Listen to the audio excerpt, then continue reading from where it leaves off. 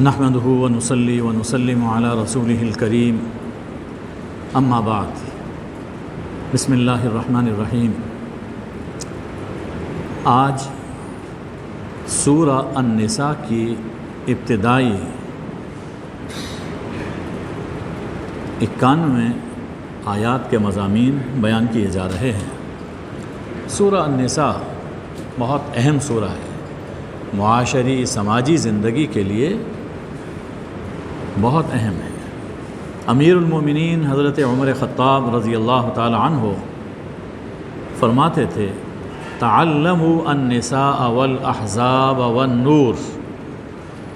سورہ النساء، سورہ الاحزاب اور سورہ النور سیکھو، پڑھو، اسے سمجھو۔ سورہ النساء میں زیادہ تر الضالین یعنی منافقین کے کردار پر بحث ہے، لیکن آغاز میں عورتوں کے حقوق اور میراث اور نکاح کے احکام بیان ہوئے ہیں۔ وجہ یہ ہے کہ مشرکین عورتوں پر ظلم کرتے تھے، جو طاقتور ہوتا تھا ترکے پر قبضہ کر لیتا تھا اور اپنی مرضی سے کئی طرح کے نکاح ایجاد کر رکھے تھے۔ اللہ تعالیٰ خواتین، یتیموں اور تمام ورثاء کے حقوق اور نکاح اور معاشری زندگی میں عدل و اعتدال کو قائم کرنا چاہتا ہے۔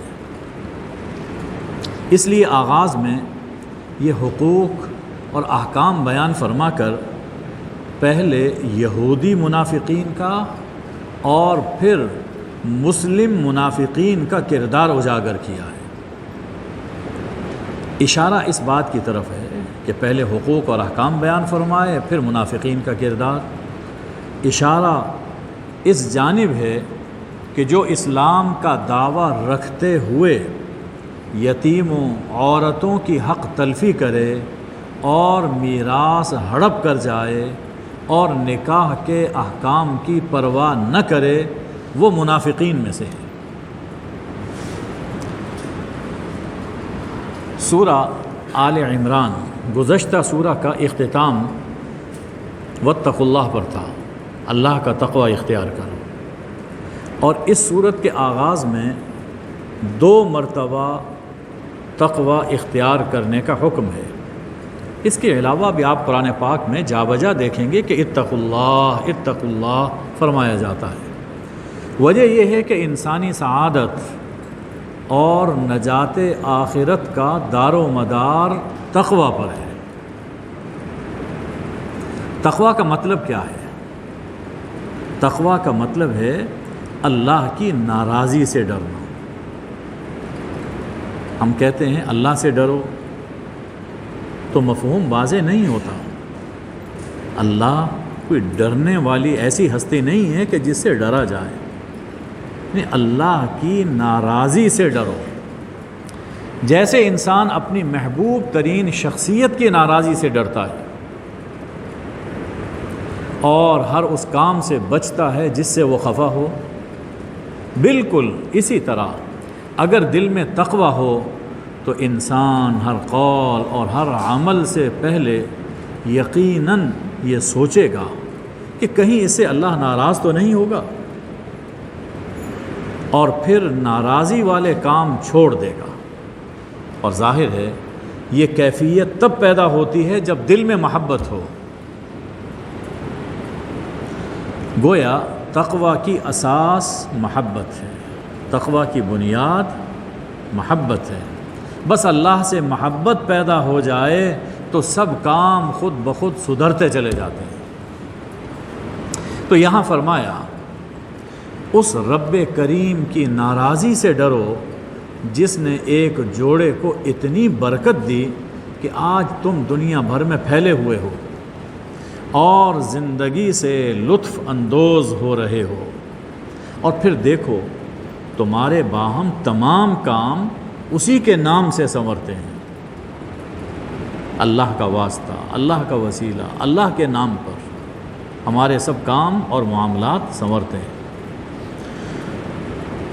اس لیے اس کے ناراض ہونے سے ڈرو اور قرابت داروں کی حق تلفی سے بھی بچو، قرابت داروں کی حق تلفی سے بھی بچو کہ یہ رشتے ناتے یہ بھی تم پر ہمارا احسان اور انعام ہے۔ ذرا سوچئے کہ اگر یہ رشتے نہ ہوں تو انسان کی زندگی کتنی بھیانک ہو جائے۔ لو، یہ حقوق ہم خود بیان کیے دیتے ہیں، کیونکہ ہم تمہاری فطرت، تمہاری جبلت، تمہاری مصلحت اور تمہاری منفعت اور مضرت سے تم سے زیادہ آگاہ ہیں، اور کیونکہ ہم نے ہی تمہیں پیدا کیا۔ بس یہ احکام سنو اور ان پر عمل کرو۔ سب سے پہلے یتیموں، بالخصوص قرابت دار یتیموں کے احکام۔ نمبر 1، یتیم کے سرپرست کی حیثیت سے یتیم کا مال اور جائیداد تمہارے ہاتھ میں ہوگی۔ خیال رکھنا، اس میں کسی طور سے بھی خیانت نہ کرنا اور وقت مقرر پر اس کی امانت اسے واپس کر دینا۔ اس کے بعد 3 ضمنی احکام بیان فرمائے۔ پہلا حکم، یتیم لڑکی کا ولی، اس کا سرپرست، گارڈین، اگر یتیم لڑکی سے نکاح کی صورت میں مہر اور سلوک میں انصاف نہ کر سکے،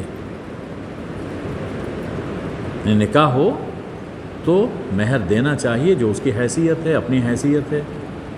اب یتیم لڑکی کا سرپرست، ان کے درمیان کوئی حرمت کا رشتہ نہیں ہے، وہ خود نکاح کرنا چاہے تو کر سکتا ہے، لیکن اگر نکاح کرنے کی صورت میں یہ اندیشہ ہے کہ وہ چونکہ وہ یتیم ہے اس لیے اس کا حق نہیں ادا کر سکے گا یا مہر میں کمی کرے گا، ظلم اور حق تلفی کا اندیشہ ہے، تو بہتر ہے اس کا نکاح دوسری جگہ کر دے اور خود اس کا حمایتی بن کر رہے۔ دوسرا ضمنی حکم، ایک مرد ایک وقت میں 4 عورتوں سے نکاح کر سکتا ہے، ہاں ضروری ہے کہ عدل کرے، یہ بڑی کڑی شرط۔ نکاح کرنے کا شوق تو ہوتا ہے، لطیفے ہیں 1 2 3، لیکن شرط ہے کہ عدل کرو، اور اگر عدل نہ کر سکو تو پھر ایک ہی عورت سے نکاح کرو۔ تیسرا ضمنی حکم، بیوی کا مہر خوش دلی سے ادا کرو، ہاں اگر وہ اپنی خوشی سے معاف کر دے تو الگ بات ہے، معاف ہو جائے گا، لیکن پریشر ڈال کر اس سے معافی کہلوا لینا یہ کافی نہیں ہے۔ سپرد کر دیا جائے، ان کے پرس میں ڈال دو، رقم ہے تو ڈال دو، کوئی مکان ہے تو دے دو، زیور ہے تو دے دو۔ اب اگر اس کے بعد پھر وہ لوٹا دیتی ہے، اب یہ ہے خوشی، لیکن اگر شرما شرمی پریشر ڈال کر معاف کروایا جائے تو وہ معاف نہیں ہوگا، وہ قرض رہے گا، مر گیا تو قیامت کے دن قرض ادا کرنا پڑے گا۔ پھر دوسرا حکم بیان فرمایا کہ مال، یہ یتیموں کے بارے میں احکام ہے کہ مال انسانی حیات میں ریڑھ کی ہڈی کی حیثیت رکھتا ہے، لہٰذا جو یتیم کم عقل اور نا تجربہ کار ہوں، مال ان کے حوالے نہ کرو، ہاں ان کی ضروریات پوری کرتے رہو اور ان کی دلداری کرتے رہو۔ یتیم کے بارے میں تیسرا حکم، یتیم کی تربیت کرتے رہو، جب بالغ اور ہوشیار ہو جائے تو مال اس کے حوالے کر دو۔ چوتھا حکم، بڑا ہو کر لینے کے اندیشے سے کہ بڑا ہو جائے گا اب مجھے مال دینا پڑے گا، تو بڑا ہو کر لینے کے اندیشے سے یتیم کا مال ضرورت سے زائد اور جلد جلد مت خرچ کرو۔ پانچواں حکم، سرپرست غنی ہے تو یتیم کے مال سے اپنے لیے کچھ نہ لے، اور اگر محتاج ہے، خود ضرورت مند ہے، تو مناسب حق خدمت لے سکتا ہے۔ یہی اصول ہے جس کے مطابق حضرت ابو بکر صدیق رضی اللہ تعالی عنہ کا سرکاری وظیفہ مقرر کیا گیا تھا، اور اب بھی حکمرانوں کے لیے یہی اصول ہونا چاہیے کہ اگر غنی ہیں، ان کے پاس سب کچھ ہے، تو کچھ نہ لیں، اور اگر خرچ پورا نہیں ہوتا، ضرورت مند ہے، تو مناسب حق خدمت وہ لے سکتا ہے۔ یہ جو سیاست ہوتی ہے، سیاست یہ پیسہ کمانے کے لیے نہیں ہوتی، سیاست تو خدمت کے لیے ہے، سیاست امت کی، قوم کی خدمت کے لیے ہے۔ اس کا صلہ دنیا میں عزت اور آخرت میں جنت ہے، اس لیے نہیں ہے کہ ہیرا پھیری کی جائے اور قومی خزانہ ہڑپ کیا جائے۔ یہ اصول اللہ نے عطا فرما دیا۔ فرمایا چھٹا حکم، یتیم کا مال اپنی نگرانی میں لیتے وقت اور واپس دیتے وقت گواہ بنا لیا کرو۔ ساتواں حکم، دوسرے کے یتیم بچے کے ساتھ ویسا سلوک کرو جو تم اپنے یتیم بچے کے لیے پسند کرتے ہو۔ آٹھواں حکم، جو لوگ ناحق یتیم کا مال کھاتے ہیں وہ اپنے پیٹ میں آگ بھرتے ہیں۔ اس لیے میت کے گھر کھانے سے پہلے یہ تحقیق کر لینی چاہیے کہ یہ جو کھانا ہمیں کھلایا جا رہا ہے اس میں یتیم کا حصہ تو شامل نہیں ہے، اس لیے کہ میت کے بعد جو کچھ لوگ جمع ہوتے ہیں، کھانا کھاتے ہیں، کھلاتے ہیں، اگر وہ یتیم کے حصے سے بھی اس میں خرچ کیا جا رہا ہے تو یہ کھانا، یہ کھلانا، یہ یتیم کے فائدے میں نہیں ہے، اس کا نقصان ہوا جا رہا ہے، یہ کوئی ضروری تو ہے نہیں۔ ایصال ثواب کرنا ہے، قرآن پاک پڑھ کر بھی کیا جا سکتا ہے، نوافل سے بھی کیا جا سکتا ہے، تسبیحات سے بھی کیا جا سکتا ہے۔ ہاں اگر کوئی بڑا ہے اور وہ اپنی پاکٹ سے خرچ کر رہا ہے تو ٹھیک ہے، صدقے کی نیت سے وہ کھلا سکتا ہے۔ یتیم کا حصہ، یتیم کا مال اس کھانے میں شامل نہیں ہونا چاہیے۔ اس کے بعد میراث کے احکام بیان فرمائے جا رہے ہیں۔ میت کے ترکے میں بیٹوں اور بیٹیوں، مردوں اور عورتوں سب کا حصہ ہے۔ ترکہ کم ہو یا زیادہ، ترکہ کم ہو یا زیادہ حصے کے مطابق ورثاء میں تقسیم ہوگا۔ ترکے میں سب سے پہلے میت کی تجہیز و تکفین ہوگی، پھر قرض ادا کیا جائے گا، پھر اگر میت نے کوئی وصیت کر رکھی ہے کہ میرے بعد فلاں نیکی کا کام وہ کیا جائے، اس میں میری رقم خرچ کی جائے، تو 1/3 سے اس کی وصیت پوری کی جائے گی۔ اس کے بعد اللہ نے کچھ اصول عطا فرما دیے، ان اصول کی روشنی میں باقی ترکہ تقسیم ہوگا، یعنی پہلے تجہیز و تکفین، پھر قرض، اور پھر وصیت اگر ہے تو اسے پورا کیا جائے۔ اب جو بچ جائے گا اسے اللہ کے عطا کیے ہوئے اصول کی روشنی میں تقسیم کیا جائے گا۔ نمبر 1 اصول ہے کہ بیٹے کا حصہ 2 بیٹیوں کے برابر، یہ ایک بنیادی اصول ہے۔ بیٹے کا حصہ 2 بیٹیوں کے برابر، 2 بیٹا کوئی نہیں، بیٹا کوئی نہیں، 2 یا زیادہ بیٹیاں ہیں تو انہیں 2/3 2/3 ملے گا، یعنی تقریباً 66.6%۔ اگر 2 بیٹیاں ہیں تو انہیں 2/3 ملے گا۔ تیسرا حکم، تیسرا اصول، صرف ایک بیٹی ہے تو وہ نصف ترکے کی یعنی 50% کی حقدار ہوگی۔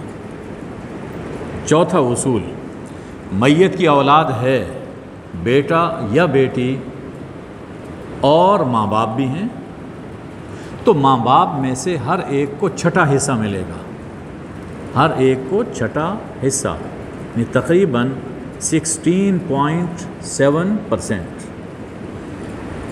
پانچواں اصول، میت لا ولد ہے، کوئی اولاد نہیں، صرف ماں باپ اس کے وارث ہیں، تو ماں کو 1/3 تقریباً 33.3% ملے گا، اور باقی 2/3 باپ کو ملیں گے، یعنی 66.6% وہ باپ کا حصہ ہے۔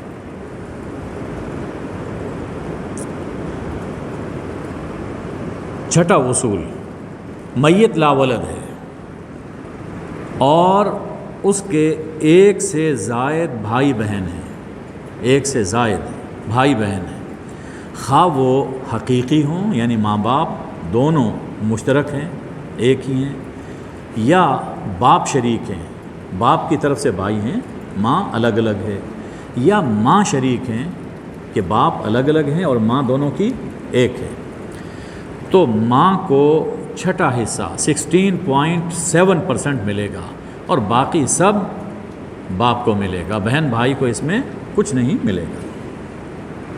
اور اگر اس صورت میں، یعنی یہ تو صورت تھی کہ جب ایک سے زائد بھائی بہن ہیں، اور اگر صرف ایک بھائی یا ایک بہن ہے، میت لا ولد ہے، ایک بھائی ایک بہن ہے اور ماں باپ ہیں، تو ماں کو 1/3 33.3% اور باپ کو 2/3 یعنی 66.6% ملے گا۔ ساتواں اصول، بیوی فوت ہو جائے، اللہ تعالیٰ سب کی بیویوں کی حفاظت فرمائے، اولاد نہیں ہے،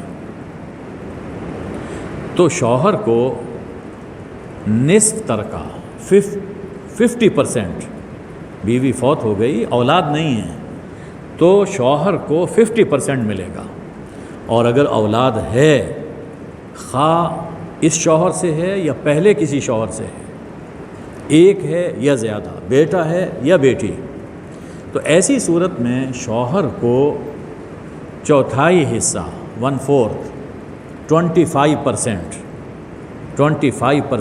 اس صورت میں ملے گا۔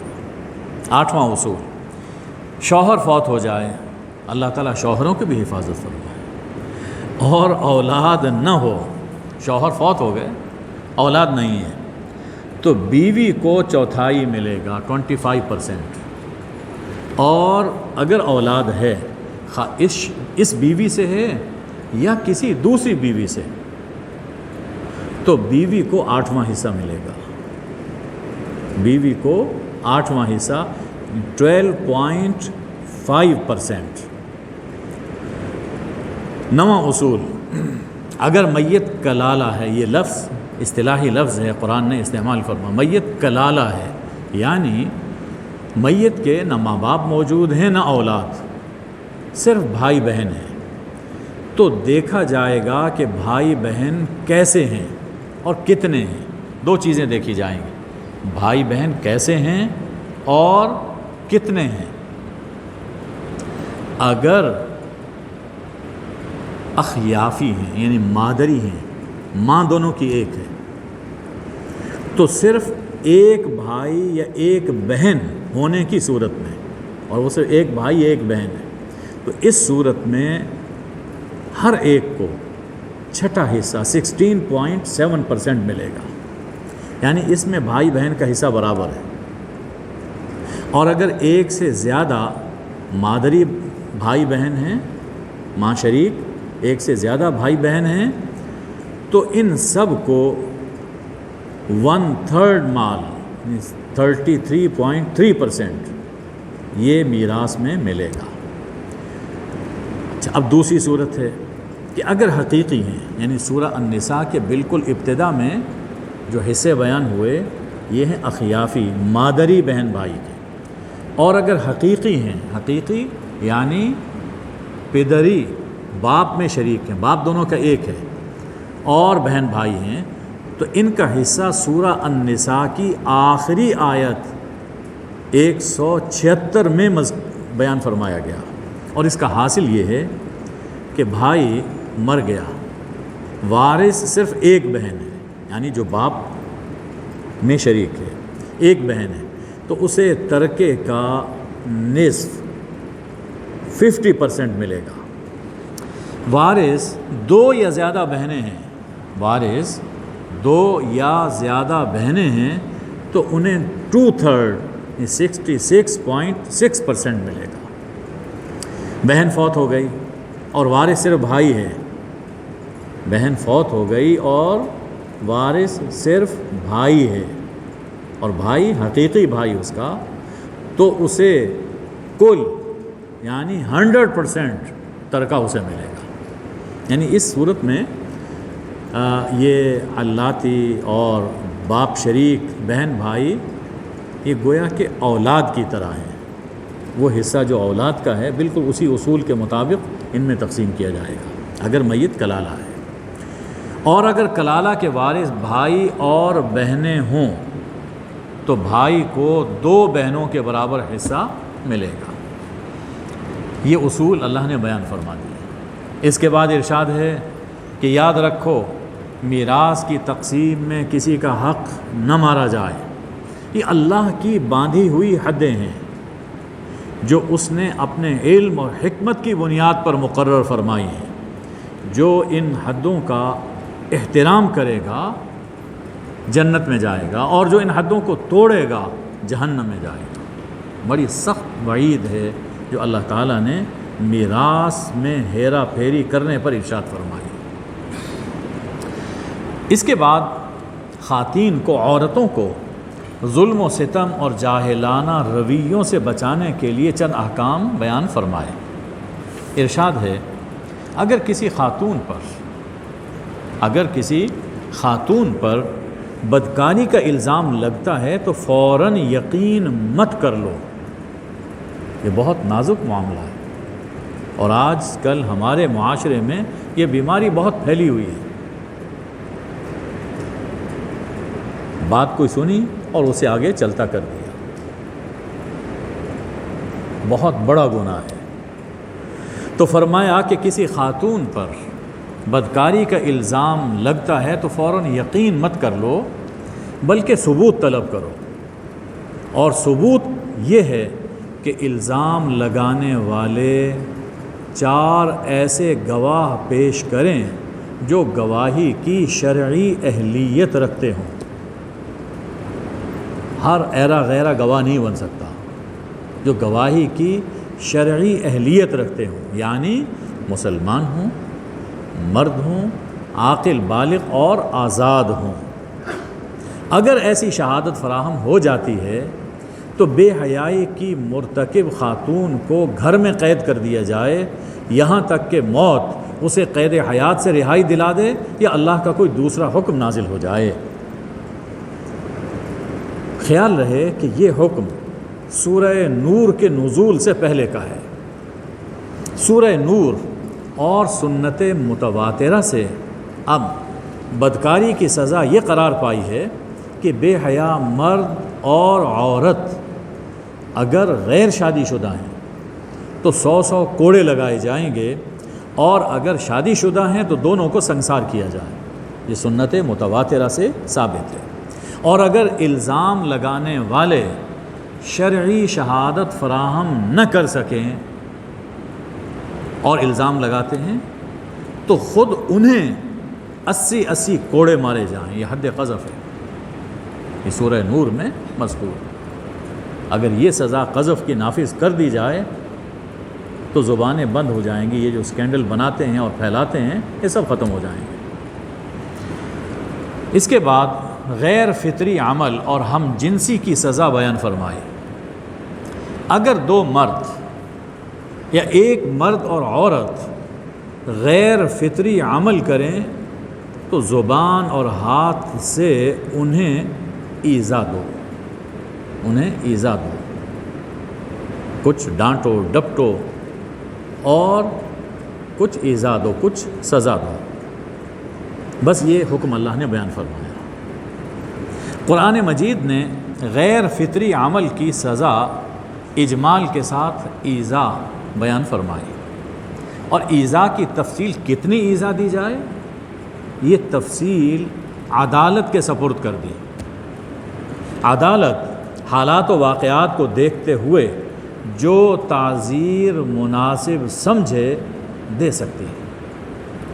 البتہ قوم لوط کی سزا اور روایات اسلامی سے اتنا معلوم ہوتا ہے کہ اگر کوئی فرد یا طبقہ اس بے حیائی کا عادی ہو، اگر کوئی فرد یا طبقہ اس بے حیائی کا عادی ہو تو چونکہ عمل غیر فطری ہے اس لیے سزا بھی غیر معمولی ہوگی۔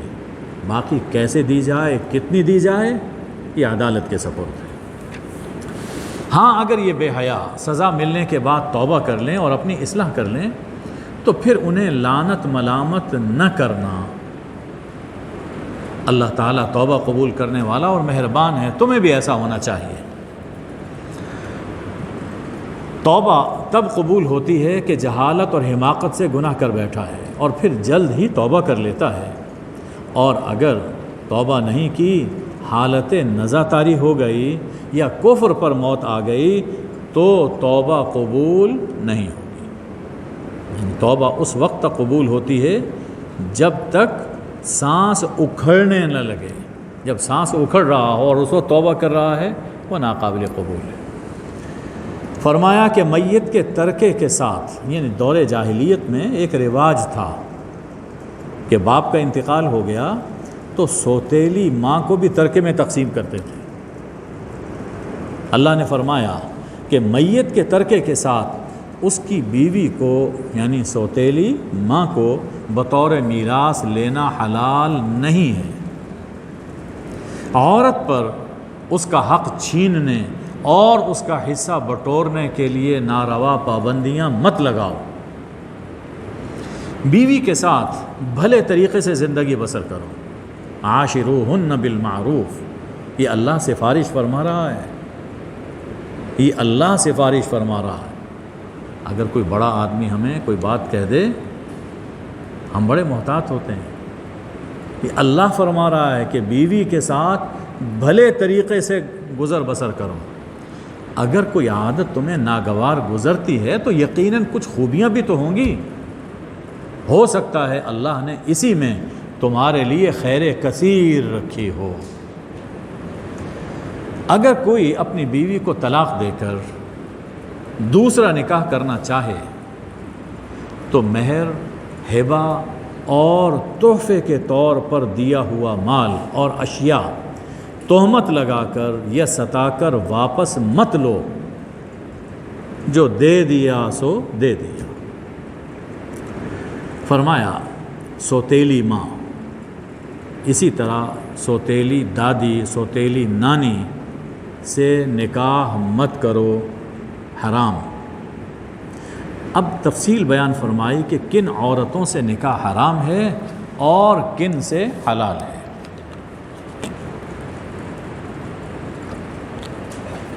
نسبی تعلق یعنی خونی تعلق کی بنیاد پر 7 عورتوں سے نکاح حرام۔ نسبی تعلق کی بنیاد پر 7 عورتوں سے نکاح حرام ہے۔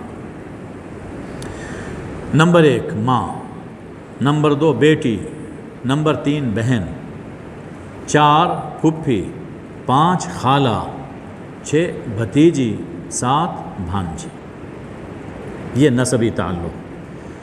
اور رضاعی تعلق یعنی کسی خاتون کا دودھ پیا شیر خارگی کے زمانے میں 2 سال کی عمر کے اندر اگر دودھ پیا ہے وہ رضاعی ماں بن گئی، تو اس رضاعت کے تعلق کی بنیاد پر بھی انہی 7 رشتوں سے نکاح حرام ہے۔ ان میں سے دودھ پلانے والی ماں اور دودھ شریک بہن کا ذکر خود قرآن نے کیا، باقی رشتوں کی حرمت احادیث میں مذکور ہے۔ ازدواجی تعلق یعنی نکاح کرنے سے جن عورتوں سے نکاح حرام ہو جاتا ہے، کسی ایک خاتون سے نکاح کیا تو اب اس ازدواجی اور نکاحی تعلق سے کن کن عورتوں سے نکاح حرام ہوگا۔ نمبر 1 ساس، وہ حقیقی ماں کی طرح بن جاتی ہے پوری زندگی کے لیے۔ 2 سوتیلی بیٹی، جو اس بیوی سے ہو جس سے صحبت ہو چکی، یہ دوسرا رشتہ وہ حقیقی بیٹی کی طرح ہے۔ نمبر 3 حقیقی بیٹے کی بیوی، یعنی حقیقی بہو، یہ حقیقی اپنے بیٹے کی بیوی، یہ بھی اپنی سگی بیٹی کی طرح ہے۔ ان عورتوں سے ہمیشہ کے لیے نکاح حرام۔ 4 بیوی کی موجودگی میں اس کی بہن سے نکاح حرام ہے۔ ایک ہی وقت میں 2 بہنوں سے نکاح کرنا یہ حرام ہے۔ اسی طرح اس کی پھپھی سے، خالہ سے، بھتیجی سے، بھانجی سے نکاح کرنا ایک ہی وقت میں یہ جائز نہیں۔ ہاں، بیوی کی وفات یا طلاق کی صورت میں اس کی بہن سے نکاح ہو سکتا ہے، اسی طرح پھپھی سے، خالہ سے، ان سے بھی نکاح ہو سکتا ہے، لیکن ایک وقت میں ان کا جمع کرنا، وَأَن تَجْمَعُوا بَيْنَ الْأُخْتَيْن، یہ حرام ہے۔ اسی طرح منہ بولے بیٹے کی بیوی سے بھی وفات یا طلاق کی صورت میں نکاح جائز ہے۔ یعنی حقیقی بیٹا ہے تو وہ بہو ہے، وہ بہو حقیقی بیٹی کی طرح ہے، لیکن اگر منہ بولا بیٹا ہے، لے پالک بیٹا ہے، اور اس کی وفات ہو گئی، اس کی بیوی بیٹے کی وفات ہو گئی، اب اس کی بیوہ سے اگر نکاح کرنا چاہے اور وہ بھی راضی ہو تو نکاح ہو سکتا ہے۔ پھر فرمایا کہ جو عورت کسی کے نکاح میں ہو، جو عورت کسی کے نکاح میں ہو، اس سے نکاح حرام ہے۔ اسی کو ہمارے ہاں کہتے ہیں کہ نکاح پر نکاح حرام ہے، مطلب کہ جو عورت کسی کے نکاح میں ہے اس سے نکاح کرنا حرام ہے۔ ہاں، شرعی باندی اس حکم سے مستثنی ہے۔ دوسرا حکم دیا کہ جن عورتوں کا اوپر ذکر کیا گیا ہے کہ ان سے نکاح حرام ہے، ان کے سوا باقی سب عورتوں سے 4 شرطوں کے ساتھ نکاح حلال ہے۔ نکاح کرتے ہوئے 4 چیزیں ہونی چاہیے۔ نمبر 1 ایجاب و قبول ہو، ایجاب و قبول ہو، لڑکا لڑکی ایک دوسرے کو قبول کرے۔ 2 نکاح پر 2 مرد یا 1 مرد اور 2 عورتیں گواہ ہوں، خفیہ دوستی کا تعلق نہ ہو، یہ شرط دوسری آیتوں میں مذکور ہے۔ یعنی نکاح کا اعلان ہونا چاہیے، معاشرے کو پتہ ہونا چاہیے کہ یہ دونوں میاں بیوی کے طور پر رہ رہے ہیں، کم از کم 2 آدمیوں کا اس کا علم ہونا چاہیے، کم از کم 2 آدمیوں کو یہ اعلان ہے۔ اور اگر 2 آدمی نہیں ہیں تو وہ نکاح درست نہیں ہے، وہ خفیہ تعلق ہے، وہ درست نہیں ہے۔ تیسری شرط مہر مقرر کیا جائے، مہر مقرر کیا جائے، یہ نکاح میں ضروری ہے۔ چوتھی شرط نکاح زندگی بھر کے لیے ہو، زندگی بھر کے لیے، دائمی نکاح۔ یہ صورت کہ کچھ وقت کے لیے نکاح کر لیا اور پھر اس کے بعد الگ ہو گئے، یہ نکاح درست نہیں ہے۔ فرمایا نکاح کے بعد تنہائی ہو گئی، دلہا دلہن اکٹھے ہو گئے، تنہا ہو گئے، اب پورا مہر ادا کرنا فرض ہے، خواہ قربت ہوئی ہو یا نہ ہوئی ہو، پورا مہر دینا یہ لازم ہو جاتا ہے۔ چوتھا حکم زوجین کی باہم رضامندی سے مہر میں کمی بیشی جائز ہے، لیکن رضامندی ہونی چاہیے۔ فرمایا یہ تمام احکام اللہ کے علم و حکمت پر مبنی ہیں، ان کی تعمیل میں ہی ہماری فلاح ہے۔ ارشاد ہے آزاد عورت سے نکاح کا مقدور نہیں اور پھسلنے کا اندیشہ ہے تو شرعی باندی سے مالک کی اجازت کے ساتھ باضابطہ نکاح کر لو، کہ باندی کے حقوق آزاد عورت کی نسبت کم تر ہیں، اور جہاں اس کے حقوق کم ہیں وہاں جرم کی صورت میں اس کی سزا بھی آزاد عورت سے آدھی ہے۔ اچھا، یہ جب باندیوں کا کہیں ذکر آ جائے، قرآن میں ذکر آ گیا، حدیث میں آتا ہے یا اسلامک لاء میں جب پڑھا جاتا ہے تو طرح طرح کے سوالات پیدا ہوتے ہیں، تلاش کرتے ہیں کوئی باندی. تو خیال رہے ہمارے زمانے میں، عصر حاضر میں شرعی باندیاں نہیں پائی جاتی ہیں ہی نہیں. کسی آزاد خادمہ کو، گھر میں کوئی خادمہ ہے اور آزاد ہے وہ، تو آزاد خادمہ کو باندی سمجھنا حرام ہے، اور یہ پرلے درجے کی جہالت، شقاوت اور نفس پرستی، ہوس پرستی، یہ ہرگز جائز نہیں ہے.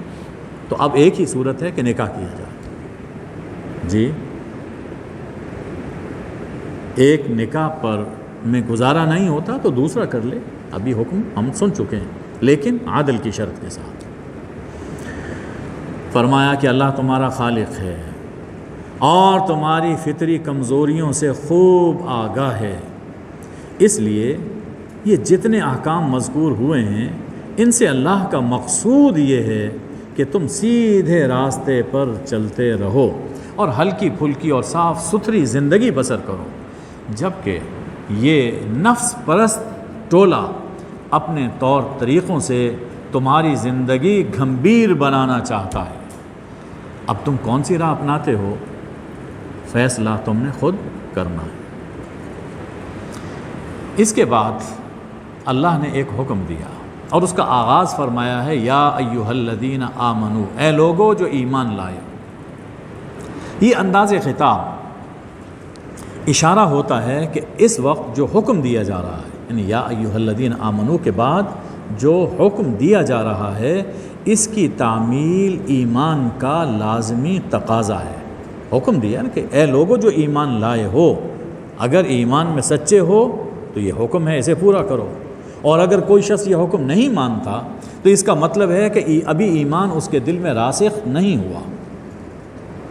دوسرے الفاظ میں ہم یہ کہہ سکتے ہیں کہ یا ایھا الذین آمنو سے شروع ہونے والے احکام ایمانی تقاضے ہوتے ہیں جنہیں پورا کیے بغیر انسان کامل مومن نہیں بنتا. تو حکم ہے، اے ایمان والو، ایک دوسرے کے مال اور جان کا احترام کرو، ایک دوسرے کے مال اور جان کا احترام کرو. اس لیے کسی کا ناحق مال لینا اور کسی کو ناحق قتل کرنا حرام ہے. جو اس حرمت کو پامال کرے گا جہنم میں جائے گا، اور جو اس حرمت کی پاسداری کرے گا اللہ کے ہاں احترام اور اکرام پائے گا. اب اس کے بعد ایک بشارت، بہت بڑی بشارت ہے. فرمایا اور جو لوگ ایسے بڑے بڑے گناہوں سے رک جائے، جو شخص ایسے بڑے بڑے گناہوں سے رک جائے، بچ جائے، تو اس رکنے اور بچنے کی وجہ سے کسی بڑے گناہ تک پہنچنے کے لیے جتنے چھوٹے چھوٹے گناہ کیے ہیں، بڑے گناہ سے بچ گیا تو اس گناہ تک پہنچنے کے لیے جتنے چھوٹے چھوٹے گناہ کیے تھے اللہ تعالیٰ نہ صرف انہیں معاف فرما دے گا بلکہ انہیں نیکیوں سے بدل دے گا. اور ایسا کرنا اللہ کے لیے بہت آسان ہے. فرمایا کسی کی علمی، عملی، مالی، بدنی، سماجی فضیلت پر حسد نہ کرو، کسی سے حسد نہ کرو، بلکہ اللہ سے فضل مانگو کہ مجھے بھی عطا فرما. وراثت کے احکام اور عہدوں کی پابندی ضروری ہے. اللہ تعالیٰ نے مردوں کو عورتوں کا نگران، محافظ اور ذمہ دار بنایا. اس کی دو وجہ ہیں. ایک یہ کہ خلقی اور جسمانی اعتبار سے مرد عورت سے فوقیت اور فضیلت رکھتا ہے، اور دوسرے یہ کہ عورت کا تمام تر خرچ مرد کے ذمے ہے. سو نیک عورتیں وہ ہیں جو کہنا مانیں اور اللہ کی توفیق سے اپنی عزت اور شوہر کے مال اسباب کی حفاظت کریں. یہ نیک عورت ہے. اگر بیوی بدخو اور بد مزاج ہو تو سمجھاؤ، نہ سمجھے تو کنارہ کش ہو جاؤ، بستر الگ کر لو. پھر بھی باز نہ آئے تو فضربوہن، تو مارو، لیکن کیسا مارنا؟ وحشیانہ نہیں۔ حضور صلی اللہ علیہ وسلم نے اس کی تفسیر میں فرمایا ضرباً غیر مبرح، ایسی مار جس سے ہڈی ٹوٹے نہ نشان پڑے۔ عورت کا جسم تو بہت نازک ہوتا ہے، ذرا سا زور سے بھی اگر آپ نے مارا تو نشان پڑ جائے گا۔ تو کیا مطلب؟ ہلکی سی چپت، ہلکی سی چپت۔ یعنی یہ کس بات کی انڈیکیشن ہے کہ اب ہم اینڈ تک پہنچنے والے ہیں۔ گھر بچا لینا، گھر بچانا یہ بہت اہم ہے۔ اگر نہیں سمجھو گی تو ہم الگ الگ ہو سکتے ہیں، گھر اجڑ جائے گا۔ یہ انڈیکیشن ہے بس۔ اس سے زائد عورت پر ہاتھ اٹھانا اس کی شرع میں کوئی اجازت نہیں ہے۔ اور اگر وہ کہا مان لیں تو خام خواہ عیب جوئی اور بدگمانی کی راہیں مت تلاش کرو۔ خیال رکھو کہ ایک علی و کبیر ہستی تمہاری بھی نگرانی کر رہی ہے، تم نے اسے جواب دینا ہے۔ اس آیت سے معلوم ہوا کہ گھر بار کی نگران عورت، عورت کا نگران مرد، اور مرد کا نگران اللہ ہے۔ فرمایا کہ اگر میاں بیوی دونوں ضد پر اتر آئیں تو دونوں خاندانوں سے ایک ایک منصف مزاج اور سمجھدار سر جوڑ کر بیٹھیں اور صلح صفائی کی کوشش کریں۔ اللہ تعالیٰ دونوں میں ہم آہنگی اور جوڑ پیدا فرما دے گا۔ یہاں تک حقوق کا بیان تھا۔ اب اصول کے طور پر فرمایا جا رہا ہے کہ اللہ کے حقوق بھی ادا کرو اور سب بندوں کے حقوق بھی درجہ بدرجہ ادا کرو، اور سب سے حسن سلوک رکھو، جس سے جتنا تعلق قربت یا قرابت ہے، تعلق قربت یا قرابت ہے، اس کا اتنا ہی حق ہے۔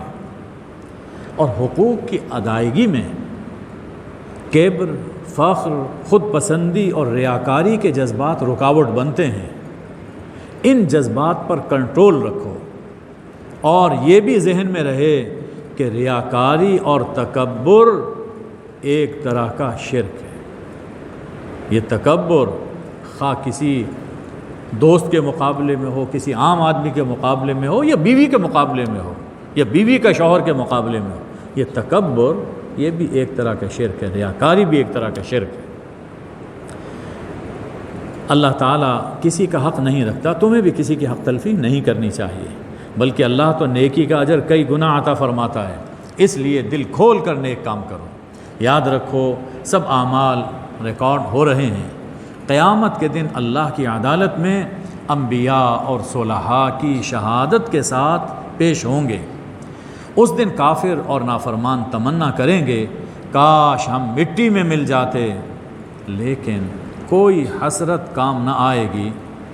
ابھی زندگی کی مہلت موجود ہے، اس سے فائدہ اٹھا لو۔ سلسلہ احکام کے آخر میں اہتمام صلاۃ کا حکم ہے، نماز کے اہتمام کا حکم ہے۔ معلوم ہوا کہ جو نماز کے حقیقی لطف سے آشنا ہو جاتا ہے، باقی تمام احکام پر عمل کرنا اس کے لیے آسان ہو جاتا ہے۔ اللہ نے سب عبادتوں میں نماز دن میں 5 مرتبہ فرض فرمائی کہ نماز ٹھیک ہو جائے تو سب کچھ ٹھیک ہو جاتا ہے۔ فرمایا ایمان والو، اقامت صلاۃ کے لیے ہوش و حواس اور طہارت کا برقرار ہونا ضروری ہے، اور طہارت کے لیے اگر پانی نہ ملے یا تکلیف پہنچائے تو پاک مٹی سے تیمم کر لو۔ احکام کے بعد اب یہود اور منافقین کے حالات بیان کیے جا رہے ہیں، اور اس تذکرے سے مقصود اصلاح اخلاق ہے۔ اس تذکرے سے مقصود اصلاح اخلاق ہے، ہمارے اخلاق کی اصلاح ہے کہ اہل ایمان کو یہودی عادات اور منافقانہ کردار سے بچنا چاہیے۔ اب چند یہودی خصلتیں ذکر فرمائیں۔ نمبر 1، یہ دین فروشی کرتے ہیں، یہود دین فروشی کرتے ہیں۔ 2، راہ چلنے والوں کو، جو راہ رو ہیں، سیدھی راہ پہ چل رہے ہیں، انہیں گمراہ کرنے کی کوشش کرتے ہیں۔ 3 کلام اللہ میں تحریف کرتے ہیں۔ 4 بارگاہ رسالت اور اب بارگاہ شریعت میں چالاکی برتتے ہیں، گستاخی کرتے ہیں کہ ذو معنی جملے بولتے ہیں۔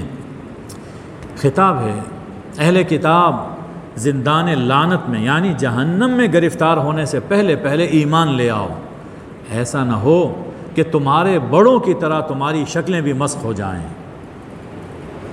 6 ایسی عادتیں داخل شرک ہیں اور اللہ تعالیٰ شرک کا جرم کبھی معاف نہیں کرے گا۔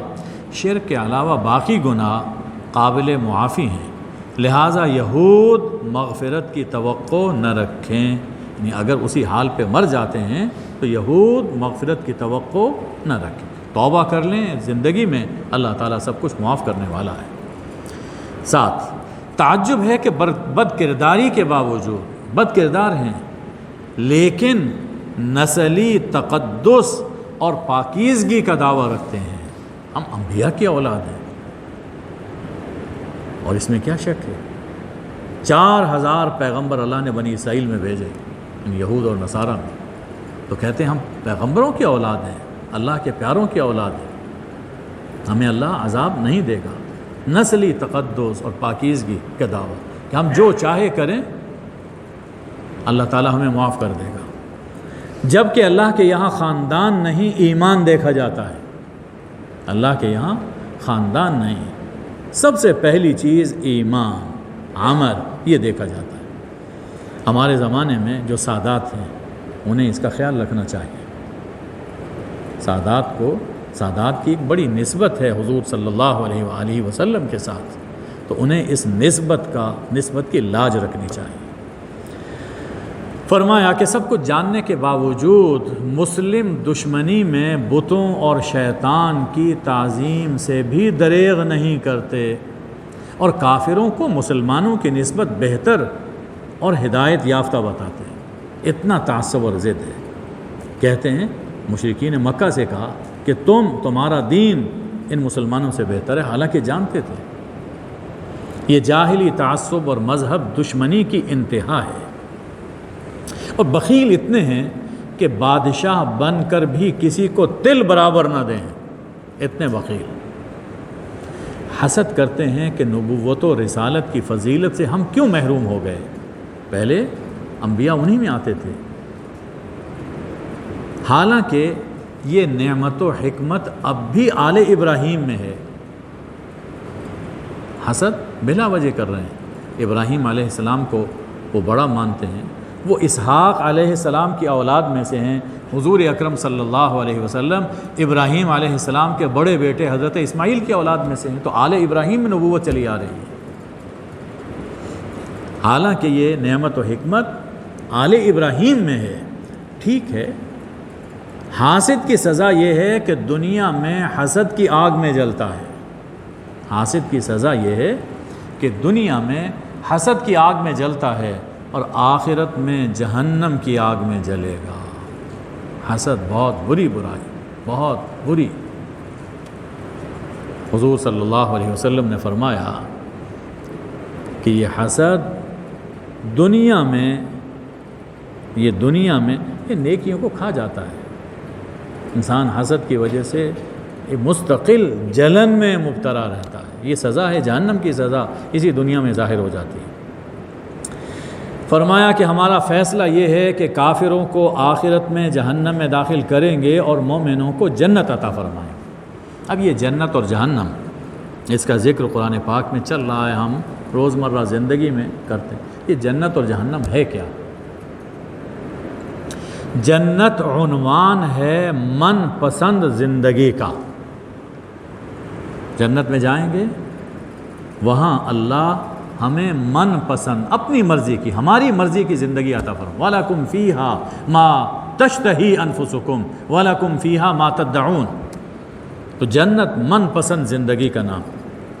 جن لوگوں نے دنیا میں اپنی طبیعت کے خلاف رب پسند زندگی بسر کی، دل چاہتا تھا یہ کام کروں یہ کروں، لیکن اللہ کا حکم نہیں ہے، اس کی مرضی نہیں ہے، تو اپنے نفس پہ کنٹرول کیا، اور اللہ کی مرضی پہ چلے تو آخرت میں اللہ انہیں ان کی پسند کے مطابق خوراک، پوشاک، گھر اور گھر والیاں عطا فرمائے گا۔ یہ جنت۔ اور جہنم کیا ہے؟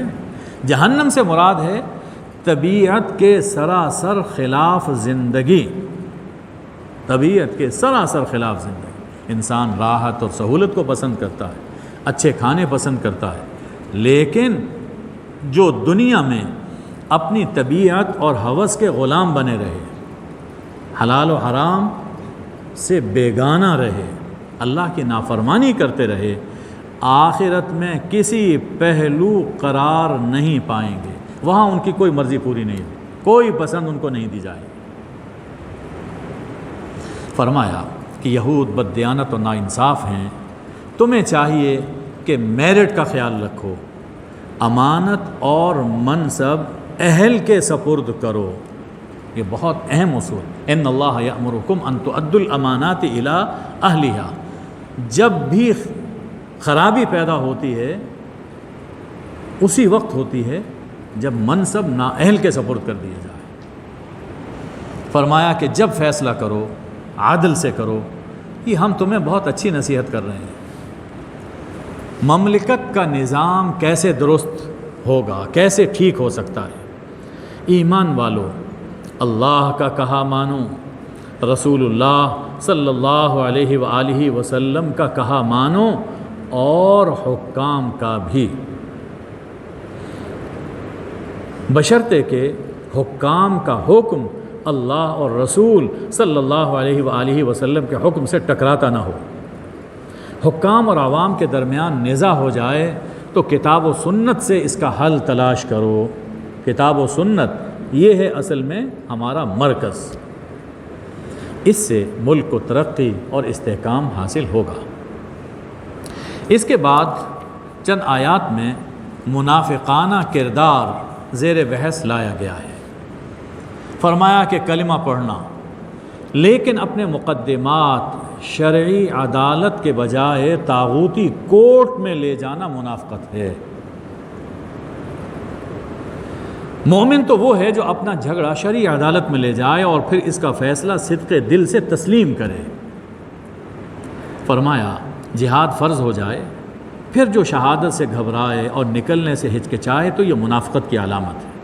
حالانکہ جہاد میں سراسر تمہارا اپنا فائدہ ہے، اس سے دنیا اور آخرت میں اجر عظیم اور صراط مستقیم نصیب ہوگی۔ فرمایا جو منافقت چھوڑ دے اور اللہ اور اس کے رسول صلی اللہ علیہ وآلہ وسلم کا کہنا مانے تو اللہ اسے اپنے فضل سے اپنے انعام یافتہ لوگوں یعنی نبیوں، صدیقوں، شہیدوں اور نیکوں کی بہترین سوسائٹی عطا فرمائے گا۔ فرمایا ایمان کا لازمی تقاضا یہ ہے کہ جب جہاد کا حکم ملے تو فوراً تیاری کرو اور جیسے کیسے ہو سکے نکلو۔ ارے تمہیں کیا ہوا کہ مظلوم و مقہور مرد، عورتیں اور بچے یہ دعائیں کر رہے ہیں کہ ہمارے رب ہمیں اس ظالم بستی سے نکال، ہمارا کوئی حمایتی کھڑا کر دے، ہمارا کوئی مددگار بھیج دے، اور تم آرام سے بیٹھے ہو۔ یاد رکھو ایمان والے اللہ کے لیے لڑتے ہیں اور کفر والے طاغوت اور شیطان کے لیے۔ اللہ کی چال بہت مضبوط ہوتی ہے جبکہ شیطان کا داؤ بہت بودا ہوتا ہے، اس لیے ہمت اور استقلال کے ساتھ جہاد کرو۔ کچھ لوگ عجیب ہیں، جب کہا جاتا ہے کہ ابھی جہاد کا مرحلہ نہیں آیا، ابھی نماز زکوٰۃ سے اپنے نفس کی تربیت کرو، تو بہت جوش دکھاتے ہیں، اور جب جہاد کا حکم ہوتا ہے تو ان کی گھگی بن جاتی ہے، مہلت مانگتے ہیں، گھر بار اور کاروبار یاد آنے لگتے ہیں۔ یاد رکھو دنیا کا سب سامان دنیا میں رہ جائے گا، اور جس موت سے ڈرتے ہو وہ مضبوط ترین قلعوں اور محفوظ ترین بنگلوں میں بھی تمہیں آ دبوچے گی۔ موت سے بچ نہیں سکتے۔ جو لوگ ایمانی معاشرے میں جہاد کے حوالے سے بددلی اور مایوسی پھیلاتے ہیں بظاہر فرما بردار بنتے ہیں، لیکن جہاد کو ناکام کرنے کے لیے خفیہ سازشیں کرتے ہیں، یہ منافق ہیں۔ ان کی پرواہ نہ کرو، اللہ کے بھروسے پر جہاد کرو، کارساز تو وہی ہے۔ اسی طرح کوئی خبر سن کر بلا تحقیق اسے آگے چلتا کر دینا علامت ہے کہ ابھی ایمان پختہ نہیں ہوا۔ ہونا یہ چاہیے کہ جب بھی کوئی خبر ملے، بالخصوص جہاد کے دنوں میں، اسے متعلقہ فرد یا ادارے تک پہنچایا جائے تاکہ وہ اس کی تحقیق کرے۔ بعض اوقات جیتی بازی افواہ کی وجہ سے ہار میں بدل جاتی ہے۔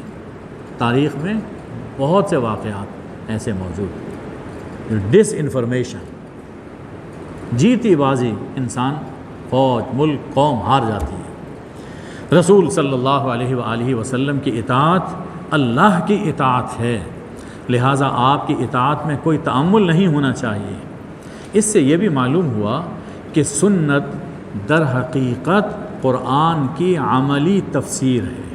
اللہ نے فرمایا کہ من یطع الرسول فقد اطاع اللہ، رسول صلی اللہ علیہ وسلم کی اطاعت یہ اللہ کی اطاعت ہے۔ تو حضور صلی اللہ علیہ وسلم کی سنت یہ در حقیقت قرآن کی عملی تفسیر ہے۔ سنت کی پیروی قرآن کی پیروی۔ قرآن اللہ کی سچی کتاب ہے، افسوس لوگ اس میں تدبر و تفکر نہیں کرتے۔ مسلمانوں، تمہیں قرآن اور صاحب قرآن صلی اللہ علیہ وآلہ وسلم کی قدر کرنی چاہیے۔ ضروری نہیں کہ دین اور جہاد پر عمل تبھی ہوگا جب جماعت فراہم ہوگی۔ کوئی بھی ساتھ نہ ہو، اپنی ذات کی حد تک انسان دین اور جہاد پر عمل کرنے کا مکلف ہے۔ خود عمل کرے، دین اور جہاد کی دعوت اور ترغیب دیتا رہے۔ فرمایا دین کی دعوت در حقیقت اللہ سے سفارش ہے، لہٰذا نیکی کی سفارش پر اجر ملتا ہے اور گناہ کی سفارش پر گناہ ہوتا ہے۔ سلام دعا یہ بھی دراصل اللہ سے سفارش ہے۔ دین کی دعوت نیکی کی سفارش ہے، اور سلام دعا جو ہم کرتے ہیں ایک دوسرے سے یہ اللہ سے سفارش ہے۔ السلام علیکم، تم پر سلامتی ہو، اللہ سے سفارش۔ اس لیے سلام دعا کا جواب اس سے بہتر یا کم از کم اس کے برابر ضرور دینا چاہیے۔ اللہ ہر شے کا حساب رکھتا ہے، وہی الہ بھی ہے، تمہاری یہ معمولی نیکی بھی رائے گا نہیں جائے گی۔ فرمایا کہ جب امت کے مفاد میں سربراہ کی طرف سے کوئی کام مثلا ہجرت لازم قرار دے دیا جائے تو اس کی تعمیل سے روگردانی پہلو تہی منافقت ہے۔ منافقوں کے ظاہر پر نظر کرتے ہوئے امت میں انتشار پیدا نہیں ہونا چاہیے۔ یہ لوگ تو اس قابل ہیں کہ جہاں ہاتھ آ جائیں قتل کیے جائیں۔ ہاں، اگر کسی معاہدے میں داخل ہو جائیں یا سرکشی چھوڑ دیں تو پھر نرم سلوک کرو۔ سوچو، اگر اللہ چاہتا تو انہیں تم پر غلبہ دے دیتا۔ اس لیے کسی معاملے میں حد سے تجاوز نہ کرو، فتنہ پردازوں کو چھوڑو مت اور سوئے فتنے کو جگاؤ مت۔ اللہم صلی علی سیدنا محمد النبی الامی وآلہ وبارک وسلم۔ اے اللہ، ہم نے جو کچھ سنا ہے ہم اس پر ایمان لاتے ہیں، اے اللہ ہمیں اس پہ عمل کی توفیق عطا فرما۔